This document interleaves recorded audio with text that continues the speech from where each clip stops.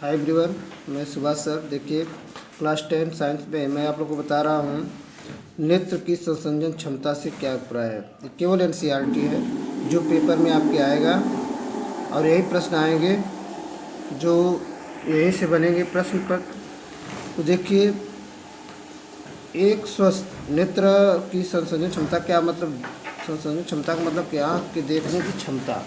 ठीक है, आँख के देखने की क्षमता क्या हो सकती है, तो उसी की बात करना है। एक स्वस्थ मानव नेत्र दूर एवं निकट की वस्तुओं को स्पष्टतः देख सकता है। बात समझ रहे हैं कि मतलब कोई मानव है दूर या नज़दीक की वस्तु स्पष्ट देख सकता है।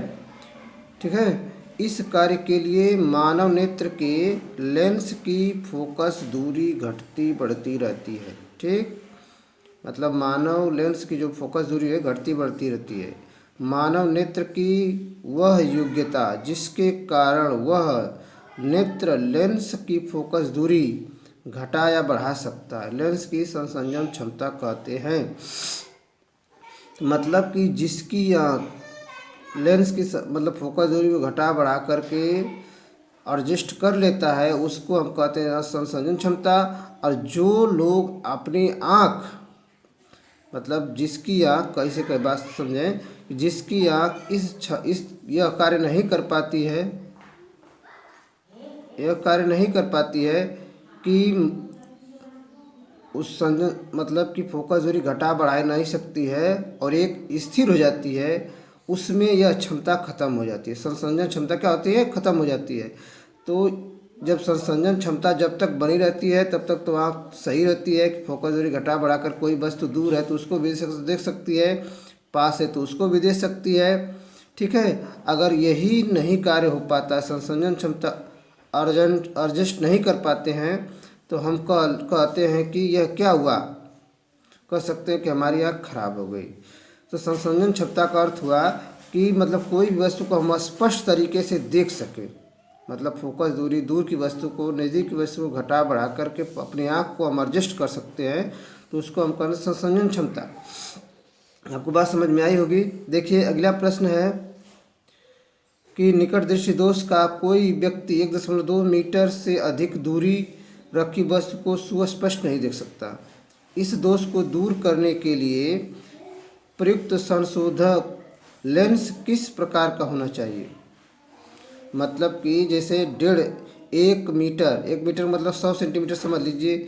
जैसे यहाँ से यहाँ तक बात करें तो यहाँ से यहाँ तक मान लीजिए 100 सेंटीमीटर और 0.2 और तो 120 सेंटीमीटर का लें तो वह तक नहीं देख सकता है। तो हम इसमें संशोधन करने के लिए मतलब लेंस को बनाए रखने के लिए क्या करेंगे कि मतलब उसको दिखाई देने लगे। तो संशोधक लेंस के लिए हम अवतल लेंस का प्रयोग करेंगे, मतलब उसकी क्षमता और बढ़ के दिखाई देने लगे तो उतना दूर तक दिखाई देगा। तो कौन लेंस, अवतल लेंस का प्रयोग करेंगे। प्रश्न बड़ा है लेकिन उस जवाब इसका क्या है, बहुत छोटा सा है।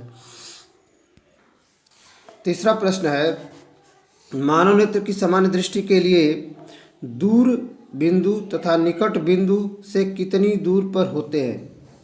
एक देखिए प्रश्न पेपर में आ सकता है, बहुत ही इम्पोर्टेंट प्रश्न है कि सामान्य दृष्टि के लिए निकट बिंदु 25 सेंटीमीटर होता है। मतलब कम से कम आदमी अपनी आँख से 25 सेंटीमीटर से कम दूरी पर नहीं देख सकता है, उससे अधिक दूरी पर ही दिखा। निकट बिंदु 25 सेंटीमीटर तथा दूर बिंदु नेत्र से अनंत दूरी पर होता है, मतलब वह बहुत दूर तक वस्तुओं को देख सकता है। तो समझ लें कि निकट बिंदु हो गया 25 सेंटीमीटर और दूर बिंदु हो गया अनंत। ठीक, अनंत को हम इस तरह भी लिख सकते हैं, इस तरह भी उल्टा 8 बना दें तो हो जाता है अनंत। ठीक, अगला प्रश्न है, अंतिम पंक्ति में बैठे किसी विद्यार्थी को श्यामपट्ट पढ़ने में कठिनाई होती है। यह विद्यार्थी किस दृष्टि दोष से पीड़ित है, इसे किस प्रकार संशोधित किया जा सकता है। आप समझ रहे हैं कि किस तरह का इसको लेंस प्रयुक्त होना चाहिए। तो यह कह रहा है कि यह विद्यार्थी निकट दृष्टि दोष से पीड़ित है, मतलब निकट की वस्तु उसको नहीं दिखाई दे रही है, दूर की वस्तु दिखाई दे रही है। ठीक है, तो निकट दृष्टि दोष से पीड़ित व्यक्ति है, इसे प्रयुक्त क्षमता के अवतल लेंस से संशोधित किया जा सकता है। मतलब अवतल लेंस लगाएंगे तो दूर तक इसको क्या करेगा, उसको फैला कर किरणें भेजेगा तो दूर तक दिखाई देगा। बात समझिए, ठीक है। तो निकट दृष्टि दोष से पीड़ित व्यक्ति है, इसे उपयुक्त लेंस क्षमता के अवतल लेंस का प्रयोग करना चाहिए। उपयुक्त क्षमता के अवतल लेंस को अब प्रयोग करना चाहिए। हैं, चलिए आगे बढ़ते हैं। और मेरे चैनल पर नए हैं तो सब्सक्राइब जरूर करें, इसको लाइक करें और अन्य दोस्तों को भी शेयर भी करें। देखिए यह प्रश्न है, यह भी एनसीईआरटी ही है। मानव नेत्र अभिनेत्र लेंस की फोकस दूरी को समायोजित करके विभिन्न दूरियों पर रखी वस्तुओं को फोकसित कर सकता है। ऐसा हो पाने का कारण, बात समझिए। मानव नेत्र मतलब मानव का नेत्र की बात कर रहा है। लेंस की फोकस दूरी को समायोजित करने की विभिन्न दूरियों पर रखी वस्तुओं को फोकस कर सकता है, मतलब देख सकता है। तो ऐसा हो पाने का कारण क्या है? जरा दृष्टि दोष, संसंजन क्षमता, निकट दृष्टि दोष, दीर्घ दृष्टि दोष। तो इसके उत्तर समझ जाइए। पहले इस बात समझ लीजिए कि मतलब कि अभी बताएं ऊपर वाले प्रश्न में कि जब हमारी आँख किसी भी वस्तु को देखने में सक्षम हो, दूर की वस्तु तब भी देख सकती है, पास की वस्तु तब भी देख सकती है, तो उसको हम कहते हैं संसंजन क्षमता। अगर दूर की वस्तु नहीं देख पाते हैं या नज़दीक की वस्तु नहीं देख पाते हैं तो हम कहते हैं कि हमारी आँख में क्या है, दृष्टि दोष आ गया है। अगला प्रश्न है, मानव नेत्र जिस भाग पर किसी वस्तु का प्रतिबिंब बनाते हैं मतलब कहाँ बनेगा, पर्दे पर ही बनेगा। तो पर्दे का नाम क्या है, दृष्टिपटल। दृष्टिपटल पर ही प्रतिबिंब दिखाई देता है, बनता है। बात समझ में आई होगी। अगला,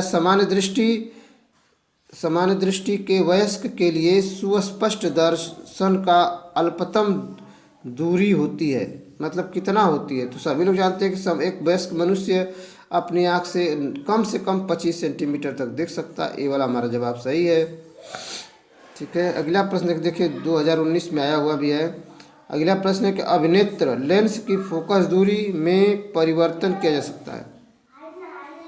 अभिनेत्र लेंस की फोकस दूरी में परिवर्तन किया जा सकता है, तो परिवर्तन क्या कर सकते हैं? देखिए इसमें पुतली द्वारा, दृष्टिपटल द्वारा, पश्यमाभि द्वारा या परिताका द्वारा। तो पश्यमाभि द्वारा परिवर्तन क्या कर सकते हैं, परिवर्तन कर सकते हैं। और अगला प्रश्न है कि किसी व्यक्ति को अपनी दूर की दृष्टि को संशोधित करने के लिए -5.5 डायोप्टर क्षमता के लेंस की आवश्यकता है, ठीक है। अपनी दृष्टि की निकट दृष्टि को संशोधित करने के लिए +1.5 डायोप्टर क्षमता के लेंस की आवश्यकता है। अतः संशोधित करने के लिए आवश्यक लेंस की फोकस दूरी मतलब नंबर 1 दूर की दृष्टि के लिए और निकट दृष्टि के लिए ये प्रश्न को हल करना है।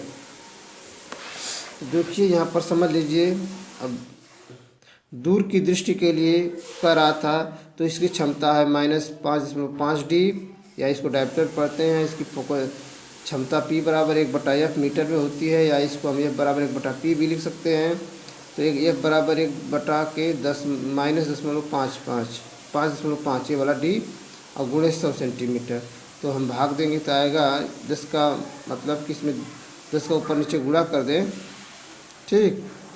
तो ये 55 हो जाएगा नीचे वाला, ऊपर वाला कितना हो जाएगा इस सेंटीमीटर में। तो इसको हम ये 10 का गुणा किए तो ये 55 हो जाएगा, ऊपर 10 और 100 तो है ही, फिर भाग दे देंगे 55 का तो -18.2 सेंटीमीटर। गुणा भाग लो आप कर सकते हैं आराम से। तो ऋणात्मक चिन्ह यह दर्शाता है कि अवतल लेंस होना चाहिए। ऋणात्मक जो चिन्ह फोकस दूरी जिसकी ऋणात्मक हो क्या होगा, कौन सा लेंस होगा, अवतल लेंस होना चाहिए। और अगला प्रश्न निकट दृष्टि के लिए P बराबर दिया है +1.5 D, तो इसकी फोकस दूरी हम उसी तरह निकालिए। F बराबर 1/P तो 1/1.5 मीटर, या F बराबर 100/1.5 सेंटीमीटर में हो जाएगा। भाग देंगे तो आ जाएगा F बराबर 66.67। तो ये क्या है, धनात्मक है। धनात्मक है तो उत्तल लेंस की होना चाहिए, ठीक है। तो इस तरह से हम यह प्रश्न हल कर सकते हैं। और अंतिम प्रश्न आज का है कि किसी निकट दृष्टि दोष से पीड़ित व्यक्ति का दूरबिंदु नेत्र के सामने 80 सेंटीमीटर दूर है। इस दोष को संशोधित करने के लिए आवश्यक लेंस की प्रकृति तथा क्षमता क्या होगी? तथा देखिए इस निकट दृष्टि से पीड़ित व्यक्ति है और उसकी बिंदु नेत्र सामने 80 सेंटीमीटर दूर पर है, तो इस व्यक्ति का दूर बिंदु 80 सेंटीमीटर पर, अर्थात वह 80 सेंटीमीटर पर रखी वस्तु को बिना संसंजन क्षमता लगाए देख सकता है। ठीक, वस्तुओं को स्पष्ट देखने के लिए उसे लेंस की फोकस दूरी ऐसी होनी चाहिए अनंत पर रखी हो। ठीक है, वस्तु कहाँ हो, अनंत पर हो, तो प्रतिबिंब लेंस 80 सेंटीमीटर दूर बनेगा। मतलब उसका जो वस्तु है वह अनंत पर होगी और उसकी क्षमता 80 सेंटीमीटर दूर लेंस से बनेगा। ठीक है, तो जब दूर बनेगा तो u का मान क्या हो जाएगा, u का मान हो जाएगा इन्फिनिटी माइनस में, और v का मान हो जाएगा -80 सेंटीमीटर। ठीक है, तो लेंस के सूत्र से 1/v - 1/u बराबर 1/f पर रखेंगे, तो v का मान -1/80 और u का मान अनंत 1/f, -1/80 -0 1/f। इस तरह से हम हल कर लें इसको, तो इस तरह से आपको -1/80 बराबर 1/f, तो f बराबर -80 सेंटीमीटर ऋणात्मक चिन्ह दर्शाता है कि अवतल लेंस होना चाहिए। लेंस की क्षमता निकालना है तो p बराबर 1/f मीटर या 0 पॉइंट, वही जो ऊपर वाला आया है 8.0 मीटर में बदल दें इसको, तो मीटर में बदलेंगे तो 100 बटा कितना हो जाएगा, तो फिर इसके भाग दे देंगे तो हो जाएगा 1.25 d या -1.25 डायोप्टर भी कर सकते हैं। तो आज की वीडियो में इतना ही, फिर अगले वीडियो में हम लोग मिलेंगे। बहुत से प्रश्न है जो आप लोग को बताने हैं, लेकिन वीडियो बने रहें और चैनल को देखते रहें तो आप लोग को अधिक से अधिक ज्ञान अर्जित होगा। धन्यवाद।